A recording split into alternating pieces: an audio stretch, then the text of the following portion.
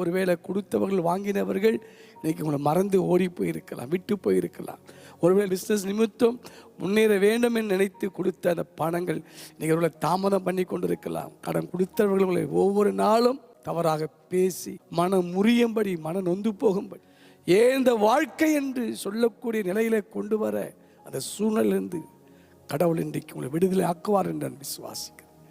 என் அன்புக்குரியவர்களே, நீங்கள் சொல்ல வேண்டிய ஒன்று, நீதிமான் இக்கட்டிலிருந்து விடுவிக்கப்படுவான். நான் நீதிமான், இயேசுவின் இரத்தத்தினாலே கழுவப்பட்டேன். நான் இயேசுவின் இரத்தத்தினால் பாவங்களை மன்னிக்கப்பட்டேன். நான் கடன் கொடுத்தவனுக்கு நான் அடிமை இல்லை.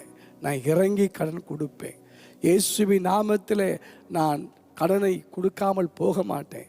நான் வாங்கின கடத்தை மகிழ்ச்சியோடு கொடுப்பேன், சந்தோஷத்தோடு கொடுப்பேன். என் நிமித்தம் கடன் கொடுத்தவங்க பாதிக்கப்பட மாட்டாங்க. நிச்சயம் நான் கடன் கொடுப்பேன் என்று விசுவாசிங்க.